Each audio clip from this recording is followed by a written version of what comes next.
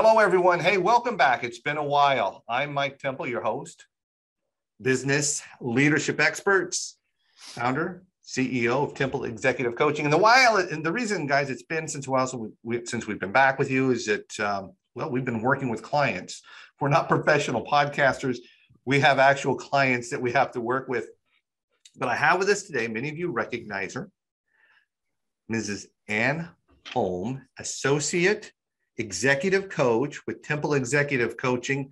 And for those who may not remember, tell us who Ann Holm is, please. All righty. Well, I am glad to be back. I am an individual who loves to figure out what makes people tick. So I've been doing this for a really, really long time. I first worked in the field of brain science, worked with brain injured people as a speech pathologist, and then I couldn't stand the paperwork, and so I changed over to coaching. So I got some training with how to properly coach people, became an executive coach. I've been doing that for 13 years, and just enjoy sharing with people how to understand yourself and to understand other people. So that's me in a nutshell. Excellent. And a little bit of time for you to boast. Ann is a proud graduate of the University of Michigan. For you football fans, you know what happened this past weekend. Oh, yeah. University of Michigan defeated the Ohio State Buckeyes. First time in 10 years or so? It doesn't matter. Doesn't matter. You wrap fish in old newspapers. What matters is that we won last Saturday and we're ready to roll for this Saturday. Congratulations. Thank you. To all you Michigan football fans out there. Thank you. Now let's fix the basketball team. Golly. All right. Well, Ann, a little bit what we're going to talk about today. This is pretty much in your wheelhouse. Yep. And we're going to talk a little bit about communication. Now, there has been a variety of communication styles since the beginning of time. Yeah. However, these past few years, we have experienced higher levels of stress than many of us can remember that we've ever been exposed to, from politics. Then we go into the COVID lockdowns, unlockdowns, and now we're messing with the supply chain. There's always something that is starting to heighten people, and with these higher levels of stress, we're probably blowing past people in our communication, not even slowing down to seeing if we're making the connection with that individual or even the impact that we wanted. Now, and furthermore, what's adding to this complexity is that we misunderstand our own communication styles, right? That's correct. Opportunities we thought were pretty much closed. Yep. May still be on the table, right? Yeah. And we were talking about this earlier before the episode, kind of the best way I can explain this, kind of this rapid fire, under pressure communication is that those of you who have ever watched Shark Tank, we have a variety of personalities up there with varying communication styles. And in a high pressure situation, you've got to be able to disseminate, make a connection with these individuals. Yep. Sell them on your idea. And using Shark Tank as our background, as our backdrop, how can we work through these various communication styles? So first of all, Mike, I got to tell you, it was your idea to connect this to Shark Tank, and it was a brilliant idea. I really think it's spot on. Thank you. Yes. Take a bow, dip your fin.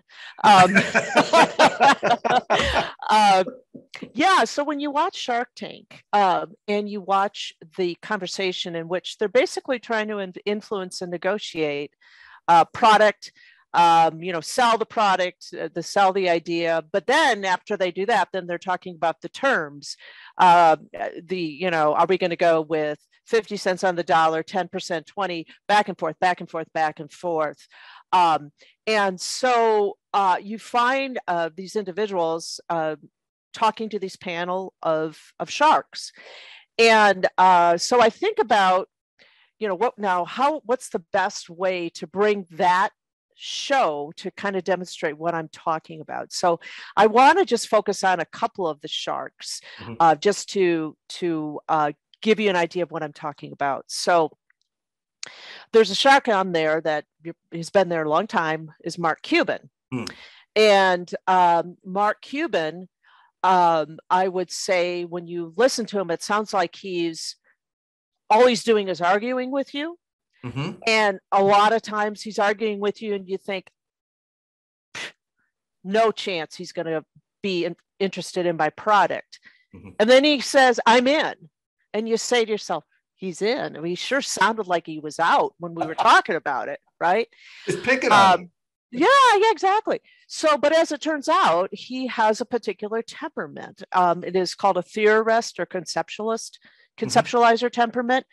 And those individuals who have that temperament, and there's 4 of them, by the way, four different temperaments, this is their style. This is how they seek to understand. They love to debate. So that's how they get all the cards on the table. That's how they get the ideas on the table. And that's how they decide what's worthy of their time and their investment and what isn't. Those individuals are only 15% of the population. So if you encounter them, they may feel very much like a shark because they're arguing with you. For instance, they're arguing, they're saying, what about this? What about that? No, not this, not that. And you may feel like you're not in the game.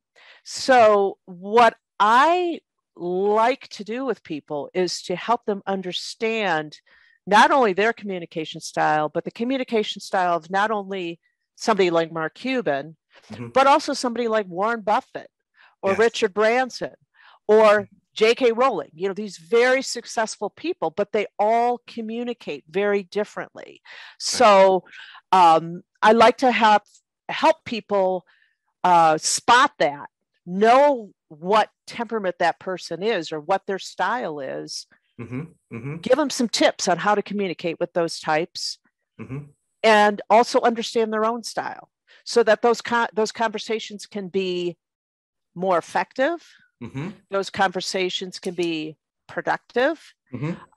Those conversations won't rattle you, for instance.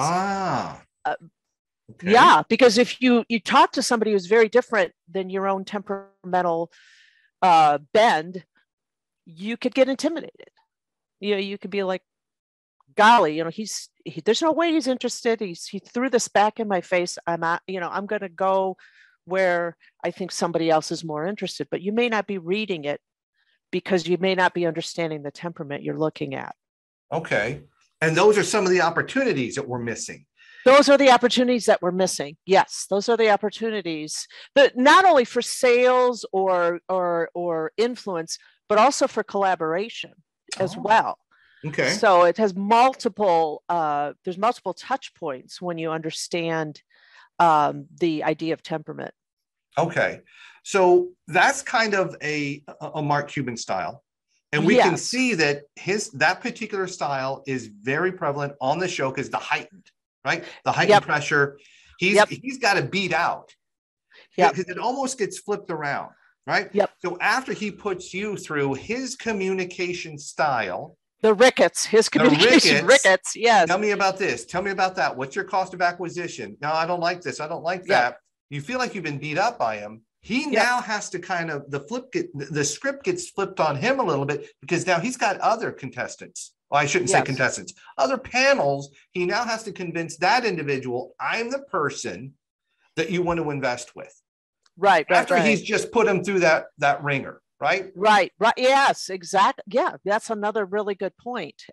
Because he's not only asking questions, but he's throwing out contrarian ideas. So he might be saying, somebody might say, well, I've got this thing that helps you unbuckle car seats.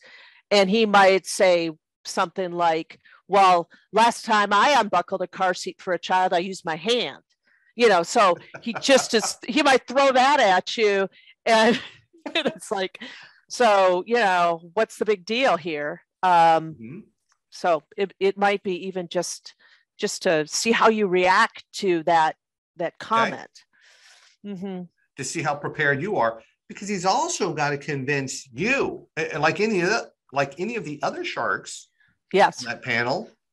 He now has to convince you not only to invest with him, but you should invest with him only and not the other styles up there.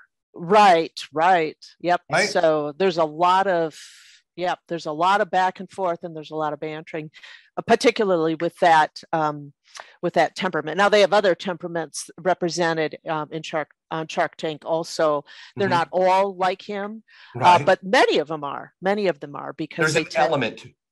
Yep. There's a, for lack of a better term, there's a common ingredient.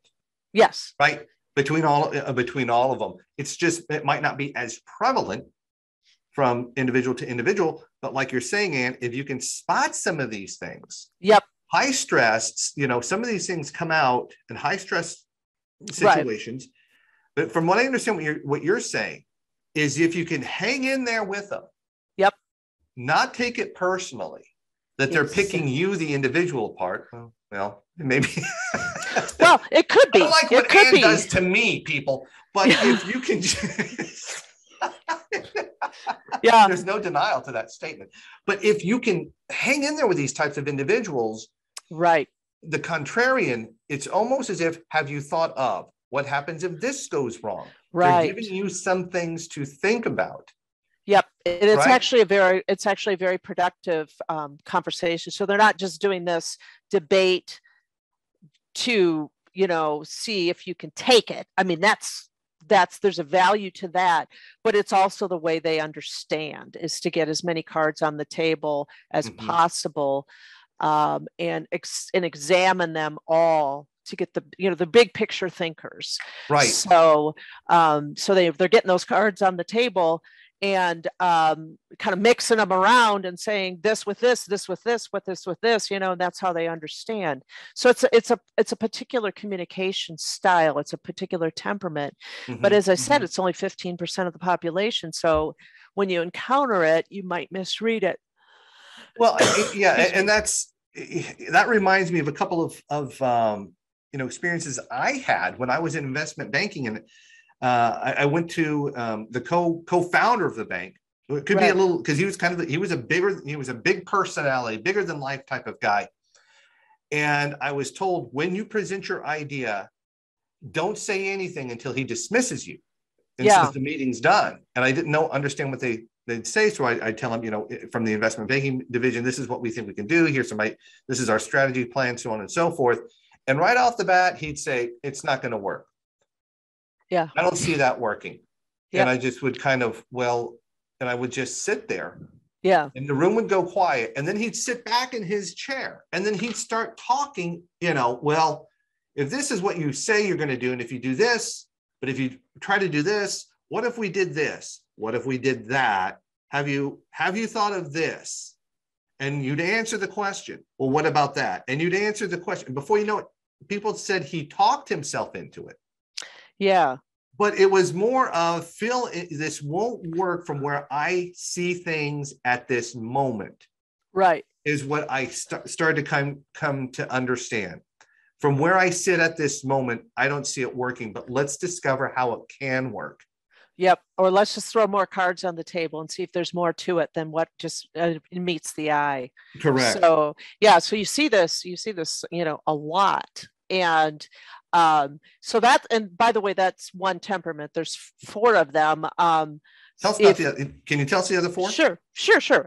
Yes. So the other 4 temperaments, or the other 3, excuse me. So the conceptualizer is that first one, the theorist, the Mark Cuban style kind of a person. Another individual would be like Warren Buffett.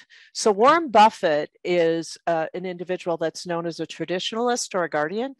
And his bend is show me proof of past success. He wants to know what are you basing your assertions on? And there should be a solid history or base to it. Okay. Not only that, he wants to know a lot of detail. Show me your spreadsheets. Show me what you have. He wants to know what are the very specific next steps. So that's a completely different sense than spaghetti on the wall. You know, like, okay, what about this? What about this? Throw the cards on the table. This is more about a very orderly, strategic approach to analyzing a particular initiative or discussing anything. I mean, this isn't everything just in the field of sales and influence, but it's just most conversations are going to take the tone of detail, past history, strategy, logistics, steps. Very different than the one we just discussed, which is way more open of a style. Okay. And it's more prevalent, by the way. 40% of the people, almost half the people, but 40% of the population has this style. So you'll encounter it a lot. Mark Cuban was the conceptualist. And again, remind us, Warren Buffett, traditionalist? Traditionalist, Guardian. Oh, yep. I like that. Okay. Yep. So they're just not gonna, they're very adverse to speculation. Very adverse. So if you ask Warren Buffett, for instance, what he thinks of Bitcoin, he'll say that's just, it's practically in his mind, it's a Ponzi scheme because there's no solid data to back up its worth in his way of thinking. It's not hard. It's not a hard currency. I can't hold it. Right. I can't hold it. I have no way of tracing or recording what's happened in the past. So he's going to think differently. And that's another temperament. Okay. All right. Let's go the opposite, because Warren Buffett's successful. Mark Cuban is successful. Right. I like the idea that you said using Bitcoin. Someone who is successful, who loves Bitcoin. What would that type of individual be? Okay, that would also be an NT, actually a Mark Cuban style guy. Oh, it would be? Okay. The speculative guy. Yep. The guys that are like, I can see a future where things are very, very different. So they're future thinkers. And SJs are more present and past. And the NTs are future thinkers. So they're the ones who are like trying to throw the dots up there to try to predict how things are going to unfold. But what I think is important. I was going to say, that's why it's so key for them to get so much on the table. Okay. All right. That makes sense. Because I think what's important here, Ann, is that most entrepreneurs want to identify with the future thinker, the visionary. Right? Yes. And those individuals can be successful, but they can also have setbacks. Warren Buffett, the traditionalist, the guardian, he's probably as successful as most of us will ever come close to. He's not that same type of visionary. No, he's not. It's room for success. It's not just one type, right? Right. He followed his natural inclinations, which is to be very, very strategic and very, very aware of what, past history, what are the books like, et cetera, et cetera, et cetera. If you asked Mark Cuban to act like Warren Buffett, you wouldn't see Warren Buffett. You wouldn't see that kind of a success story because it's such a different style. Now, collaboratively, if they were working together, they might come up with, being able to take care of all eventualities. It might be Mark Cuban with the big idea and Warren Buffett, executing the details and grounding it and things like that. But I will say that in order for Warren Buffett to think about working with Mark Cuban, he would have to have a track record, which Mark Cuban does. Okay. So if I came up to Warren Buffett and said, hey, look, and I didn't have any sort of substantial history of a particular thing, he wouldn't work with me because he doesn't know me. So that kind of stuff's really important too. There's no track record. So no track records. High stress situation. Without some data to the to a conceptual, to the traditionalist, the guardian, without some hard data, of how things have gone, and of course we all know that past success is no guarantee of future gain. but it gives him something to go off of, a pattern or something. That's how he judges that information. That's how he judges what's worth his time and what isn't. So speculative things just in general are not going to appeal to an SJ unless there is something that will anchor that speculation in some sort of past success. Okay. So, and you threw out an acronym there. You said this SJ. What is an SJ? Oh, SJ. It just means sensing judging. So okay. These people tend to have ISTJ, ESTJ in their code. So okay. That's another name for it. So and the by the way, the conceptualizers are NTs. Okay. So yeah. Okay. Mm-hmm. So we have the conceptualist, the traditional, then we have the traditionalist, the guardian.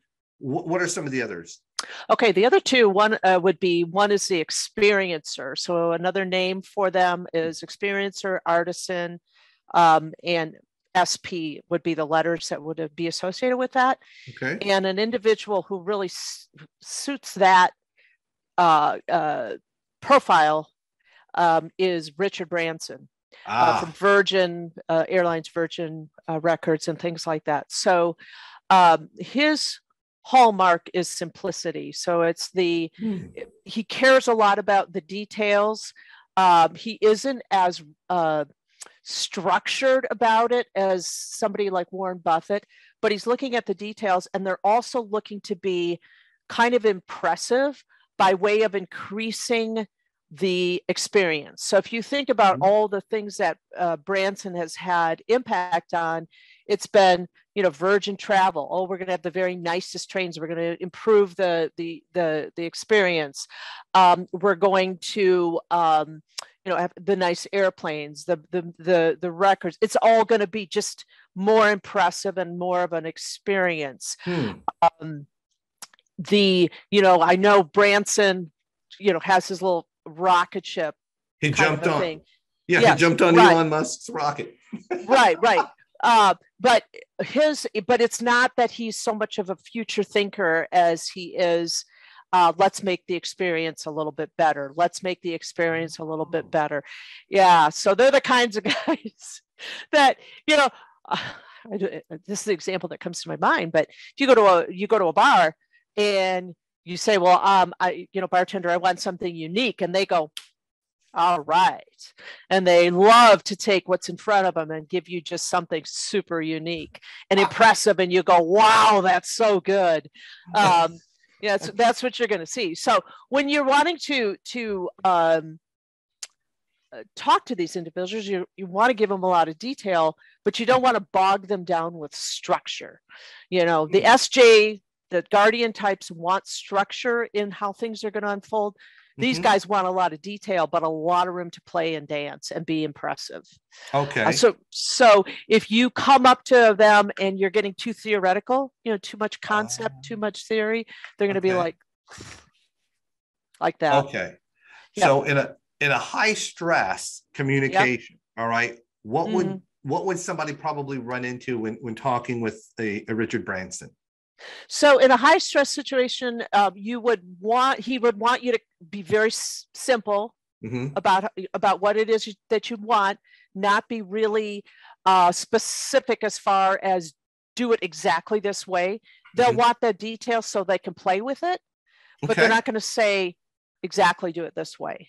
They're going to be more flexible. By nature, they tend to be more flexible in how they approach stuff. So, but detail minded, not concept, not future concept or anything like that. That's not what they're here. They're here and now. They want to know what they can play with right here. And the experience. What's the experience that we and others will have? Right. And if I was talking to a Shark Tank person who was like that, that's the angle I would take.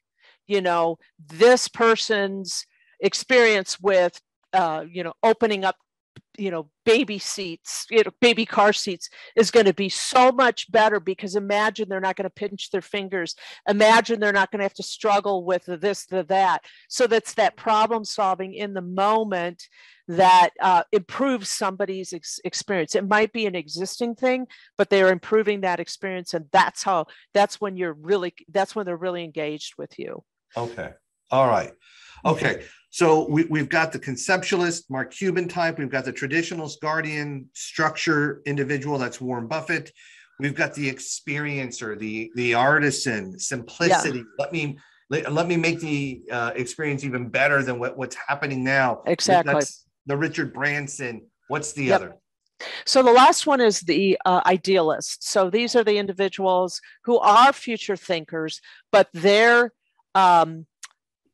focus is on typically people. So bringing out the best in people, helping them uncover potential. I happen to be an idealist, and so this is why I've been in coaching and people development for all these years, trying to kind of bellow the best person, so to speak. Okay. And so when you're talking to them, if this is not going to have an impact on making people better or more of themselves or whatever, if that element isn't there, there's a possibility that you're going to miss opportunities to influence. So for instance, let's say that you are, let's see if I can come up with a good example for this. Let's say you have a big initiative in your company. Okay, we have this idea and we're going to do this. We're going to ask people to do this and we're going to ask them to do that.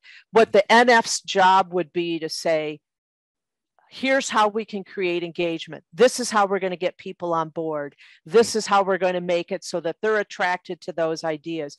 A lot of times initiatives come dropping down onto an organization, but nobody gives thought to how are you going to sort of massage this so that you create engagement. All right. So the NFs really, really need that. And they are the people you call on to get that kind of engagements. A lot of times you see them as like entertainers and talk show type people, because they can get you to talk. They can get you to, talk about yourself, think about how everybody's going to do better under this idea or initiative too. So that's the fourth one. They're called idealists. And can you think of somebody who exemplifies that? Yeah. So a person, since we're talking about individuals just from their financial standpoint are really wealthy, J.K. Rowling, the author of the Harry Potter books. Okay. Oh, so, I like it. Okay. Yeah. So she wrote those books to teach lessons to humanity. All right. Okay. Yeah. So she's just not telling the story of Harry Potter. She's wanting you to get something from it. The idea of Harry Potter's a hero and he conquers the Voldemort. Yeah, he conquers evil. He brings his friends in on it. They work together. Those are those themes that NFs typically want people to engage with. The idea of collaboration and teamwork and rising above and all that other stuff. So, so J.K. Rowling, the author of the Harry Potter books, is an example of somebody like that. So in a high stress situation, kind of engagement, what might I not understand, with their communication style? So what you might not understand is that you might be coming in, let's say you're coming in like with a guardian's mindset. So you're coming in and you're saying, all right, this is the list. This is how we're going to do it. These are the details. This is the schedule. And boom, that's how we're doing it. Well, an NF might say, or an idealist might say, have we considered, how, if we're going to get people to actually get on board with this, have we considered how they're going to feel when we change over to this whole new style of tracking shipments? Have we thought about how we're going to get them to be engaged? Right. And it just isn't going to necessarily occur to somebody who's A, had the bright idea, B, has the steps, C, you got to get the people motivated and stuff like that. So you're going to need to pay attention to that. And the steps and the data may not always motivate. Is it going to do it for them? No, Yeah. they're going to be more like, yeah, so here's another change, and they're just making us do this and making us do that. And if there doesn't seem to be any consideration about, the energy from the people that are actually going to do the work, you're going to miss a big part of it. So, okay. All right. Okay. That makes sense. And one last person I want to ask you about their type of style, because I know that those who are watching and listening, they're going to kind of be curious about this individual, Elon Musk, Mr. Tesla, Mr. Building a rocket, Mr. Building a car that runs off of cooking oil. I'm being facetious, but right. What type of an individual is this? Okay, so he's a conceptualizer, and I can really come up with a great story about him to explain why you have to have a broad understanding of temperament. So to understand somebody's motivation, otherwise you're gonna miss what their motivation is. So do you remember when all those boys were caught in that cave? Those soccer boys in Thailand or something like that. Okay. So, and Elon Musk. Tell us a little bit for some background, and tell us a little bit about the situation he was looking. Okay. So this boys soccer team I think it was in Thailand, and they went into these caves, and during the time they were in the caves, these floodwaters came up and they were stuck. They could not get out. And so there were a lot of, well, how are you going to do this? Because it was, tunnels and ins and outs and things like that were all filled with water. They how are they going to get these guys out? So Elon Musk proposed a miniature submarine that he was going to construct and ship over there. Do you remember any of this? It sounds a little familiar. The submarine part is the submarine. He's going to construct it, and then another group, the SPs, by the way, I'm sure if I was going to look at their temperament. What's an SP? The experiencers. Okay. So they're coming up with the elegant solution that's right there. Okay. So they said, no, that's ridiculous. We're going to use divers. And in fact, that's how they got them out, was by this very, very hands-on, in front of you, problem solving, not this conceptual thing like a submarine.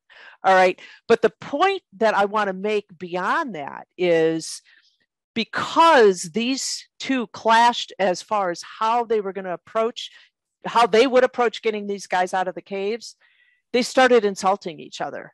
So the diver said that, I think that Elon Musk was looking for publicity. And I think Elon Musk even said that these divers were pedophiles.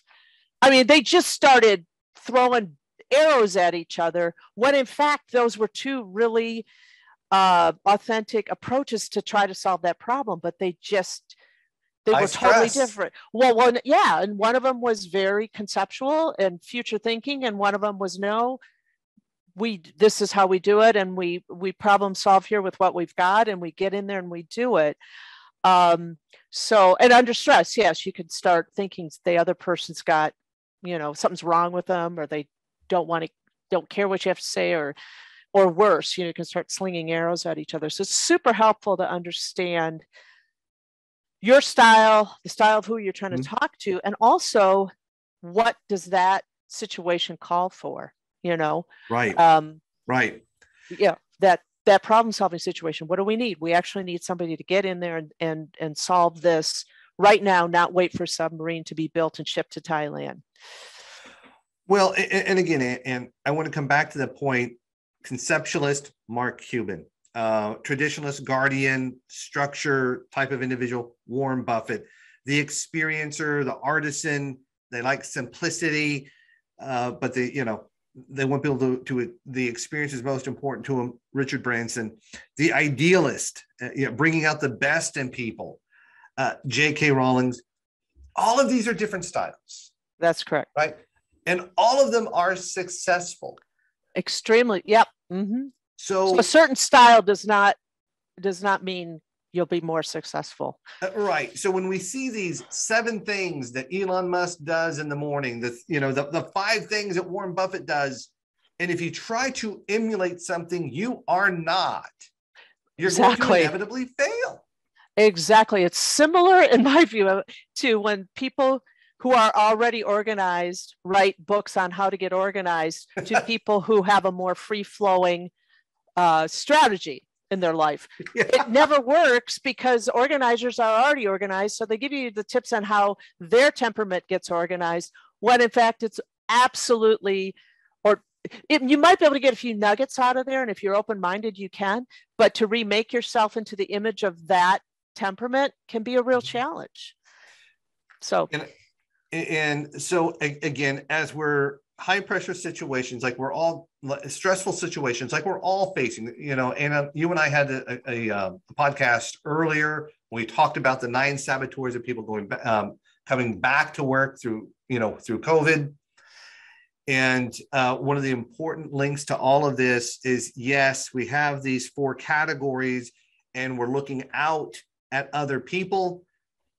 But one of the best things we can do is understand, of these 4 communication styles, which one am I? And right.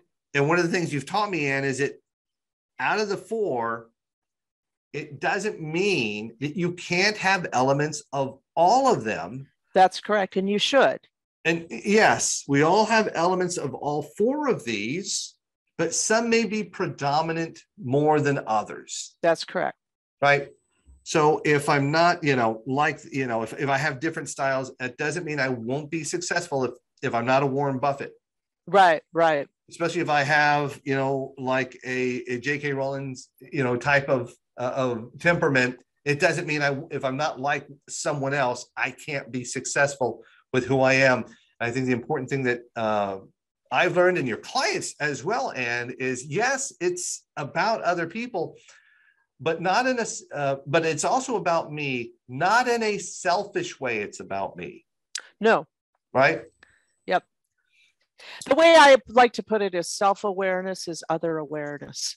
So that if the more self-aware you are, the more you're aware of how you come off to somebody else, what's your impact, what's your biases, and how do they interact with somebody else's thinking and biases and style and all that. So the more self-aware you are, actually, the more other-aware you are. And that's where you really start getting that good communication and that influence and that collaborative success, or that sale that you didn't think you were going to get. When you start to create that self-awareness, you can pivot to increased other awareness. And that's really when the rubber hits the road. Right. And where communication, of course, communication has always been important. Right. But the varying ways in which the ways that we communicate now, right, have really come out more than we've ever experienced, probably in anyone's lifetime. So, Ann, if someone wanted to learn more about this, and folks, Ann and I, we team coach a client together, and she's had a wonderful impact on the organization with some of the things that she teaches about communication. And it's made a huge impact, yes, on the leaders. Now the leaders understand within the organization, right, their self-awareness. They've slowed down when they've interacted with other communication styles within the organization. They're starting to slow down. They've even come back and said the biggest impact it had on them was at home. Yeah. Yep. Yeah, exactly. Yeah. I live with a conceptualizer, an NT, one of those guys who, throws the stuff out on the table to try to understand. I'm married to that kind of guy. And I 37. Okay, so it's working. It's been a while. Let's see, since 1984. So long time. Okay. I've known that guy for 40 years. But the take-home message is this realization that when I say something and he starts throwing cards on the table that sounds like all he is doing is opposing, I realized, no, he's actually trying to understand. So if he's responding, and he's doing this, he's trying to understand. So I remember one time I told him something about something that happened in a high school hockey game that was a little bit tragic, quite tragic actually. And I told him about it, and he said, "Why were they playing hockey on Sunday?" And I was like, "What does that have to do with anything?" But what he was doing was, I think he was trying to get the cards on the table as to try to create, what exactly was the scenario? Why was this happening? Et cetera, et cetera. It was pretty funny. It was a pretty funny moment because I was like, what? And I was taking my idealist perspective, and he was, trying to debate and understand, which is their style anyway. Yeah. So, Anne, how can individuals learn more and know how to do more of this, understanding themselves and understanding others? Well, I put together a course that has a tremendous amount of value. So the first part of the course is that I send you out to a site called Type Coach, in which you learn about yourself and you get a feel for what your communication style is. So we start with, how do I tend to operate? Okay. So we do that first. Self-assessment. Self-assessment. How do I tend to, and it's the nice thing about it is that it is accessible from the perspective of, you can understand this right away. It's not a, lots of data and charts and things like this. It's a very interactive experience where you really learn about your particular communication style, and you get a nice long 10-page report with lots of tips. It's a very practical assessment. So you get that first. Okay. Then you bring it back, and then I have you continue with the course, and the course allows you to revisit these concepts of temperament, and then look at videos of people who are being asked exactly the same 5 questions. So there's no positioning of the question that tries to demonstrate something or lead them to talk a certain way. You just ask those same 5 questions, and you see these stark differences as to how they like to take information, how they like to communicate. So you see these videos, and you sharpen your eye for this. Because once you start seeing this, you start to truly understand the kind of individual you're talking to. And then you get to later on in the course, see more videos and look at your own style, and you get a tip sheet. Okay, if you're, this particular temperament and you're watching this particular temperament, how are you going to change your communication so you get a chance to practice even the types of modifications you would make in order to have a more effective conversation. So that's that part of the course. Well, the whole course is a 24/7 on demand, so you can do it at your own pace or whatever. But the nice thing about it is you get the self-assessment first, a very highly regarded instrument called Type Coach. And then second, you get to take that information and actually do some hands-on work on understanding communication style. Okay. All right. So, folks, I've seen this work. I've taken the Type Coach assessment myself. I've had clients take it. They truly, brought to light their style. They then started seeing things where they were going wrong. And the relief as to how they can now respond. This also reminds me of a client that I was working with in Alabama.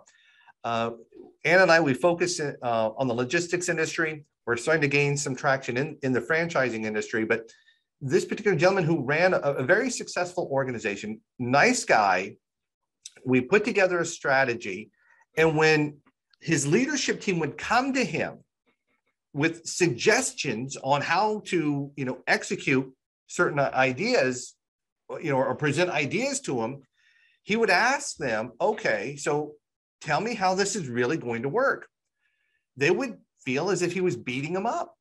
Yeah. And And he was turning them down. And they say he never takes ideas. He never listens to our suggestions. And he was flabbergasted. He said, I'm just asking them how they intend this idea to help us reach our goals. What are the steps? He was asking, what are the steps? He was probably an SJ traditionalist, saying, you've got an idea, that's great, but if I don't have more solid data, examples, and steps, I'm not going to be able to use that idea. And this is often the rub between somebody like an SJ and an idea person, because they come in with something that's more conceptual, and they encounter somebody who wants more details and more structure to it, and that feels like they're getting their idea shut down. So from his perspective, it's helpful for him to understand that he has to acknowledge that that's a really great idea, so that they feel satisfied, so they feel like they've contributed. And then now let's see if we can iron out some steps so I can understand this better. So just small modifications create collaboration, and the misunderstandings are what make people step away and go, they're not listening, they don't care, they're just being a jerk. Exactly. And he was caught off guard. He was flabbergasted. Yeah, I bet. And we had to kind of talk through this thing. But so, Ann, the course that you have online, it's at Temple Executive Coaching. Yep. If you go to our products and services page, hit the drop-down menu. It's online courses. This is one of the leading courses. I feel comfortable, Ann, saying this is one of the leading courses out there. It was designed, my idealism was this should be for, business owners, business leaders. And you came back and said, no, this helps not only the top leaders, but middle leaders, management leaders. And it helps just everyone who wants to communicate within that organization, so these opportunities are not missed, so that we can work through some of these stressful situations. The client that went through the course that you have, they said it was like having having the shades lifted from their eyes. They could see more clearly as to what was going on. Yes, exactly. They started, I think, and when they started, they were like 80 million, and now they're over 100 million in revenue. So it's not only just about how much more money can we make, but how can we come together in these stressful times, understand each other, and get some of these things done. Absolutely. So again, Ann's course is online, and here's the big part, folks. We're not going to break the bank on you here. It's only $399. Ann wants to offer a discount. That's the kind of idealist in me. I just want to reach as many people as I can to uncover their potential. And Mike is the traditionalist. No discount. None. Yeah. Exactly. Yeah, cheapskate. How much, Ann, do you want to offer our listeners a discount on 20%. It's the holiday season. In the spirit of the season, 20%. 20. Geez. I know. You're going to be on the bread line, Mike. All right, folks. Again, it's 20% off the listed price of it's already only $399. We're not breaking the bank here, but the idealist, I don't know, reaches many people. You get that 2 for 1. So you get to the self, the assessment where you learn about yourself, and then you get to learn about the other for $399 less 20%. I don't know what else you want. Hurry, folks, and do it before I change my mind and shut down the whole website. Oh, but well, we got to talk about the coupon for the 20%. It's good. Well, there's going to be a coupon for it. So let's call it Shark. We'll put Shark as the Shark is the coupon. SHARK. And we'll get you the 20%, so you can function better in the Shark Tank. Shark Tank, communicate. Okay. Yes. And this is the year of Ann. She's also a co-author on a book that'll be released sometime this spring. It's called Educator Bandwidth: How to Reclaim Your Energy, Passion, and Time. Yep. All right. It's been a busy year, but it's been a good one. It's been a great one. And thank you so much for again coming and talking with us on today's show. Listeners, head to the website. And again, thank you so much, listeners. If you like this, hit the like button, share with your friends. We appreciate you. Thank you so much for joining us. Until next time, we'll see you later. Okay, bye. Bye-bye.